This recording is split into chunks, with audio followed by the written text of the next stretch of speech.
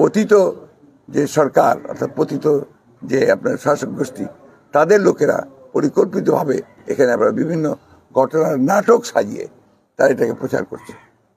যেমন আপনার কয়েকদিন আগে এখানে বালিয়াডাঙ্গিতে আপনার মাইনরিটি চলে যাচ্ছে করে 300-400 লোককে তারা একখানে জড়ো করেছে।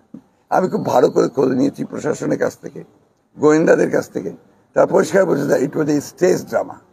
কারণ ওই লোকগুলো সবাই খালি হাতে, তাদের স্ত্রী পুত্র কন্যা কেউ নেই, কোনো ব্যাগটাকের সাথে নেই। তারা গিয়ে বলছে যে আমরা চলে যাচ্ছি।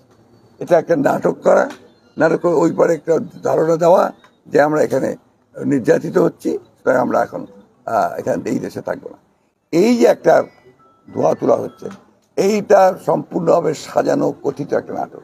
হ্যাঁ, দু একটা জায়গায় স্প্রে ইনসিডেন্ট হতে পারে। আপনারা দেখেছেন যে আমাদের দল কিভাবে এই ঘটনাগুলোকে প্রতিরোধ করার জন্য তারা সমগ্র জেলাতে ছুটে ছুটে বেরিয়েছে। আমি ধন্যবাদ জানাতে চাই ঠাকুরগাঁয়ের বীর ছাত্র জনতাকে, যারা ঠাকুরগাঁয়ের এই আন্দোলনে তাদের এখানকার একটা সামগ্রিক একটা সবচেয়ে বড় একটা ভূমিকা রেখেছে।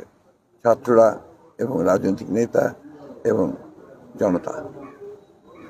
আমি ধন্যবাদ জানাতে চাই আমাদের ঠাকুরগাঁয়ের সাংবাদিক মহলকে, যারা ঝুঁকি নিয়ে এই সংবাদগুলোকে প্রচার করেছেন এবং আপনারা সব সময়ই আমি দেখেছি যে আপনারা এখানে গণতন্ত্রের পক্ষে একটা সমর্থন দিয়েছেন।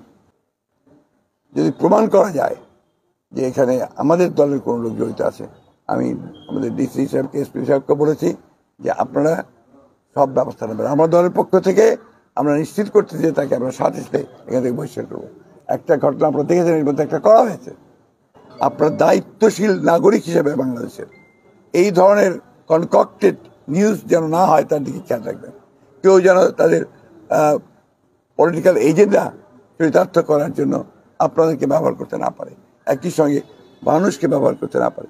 আমি আপনাদের মাধ্যমে আমাদের এখানকার সনাতন ধর্মের যারা মানুষ আছেন তাদেরকে অনুরোধ করব, আপনারা গুজবে কান দেবেন না বা কারো দ্বারা যেটাকে আমরা বলি ইনফ্লুয়েন্সড হবেন না, প্রভাবিত হবেন না। আমি আর বক্তব্য বাড়াবো না, এই কথা বলতে চাই, প্লিজ কোঅপারেট উইথ দ্য, এবং আপনারা বর্তমান সরকারের সঙ্গে সবাই সহযোগিতা করবেন, এটাই আমার অনুরোধ আপনার কাছে।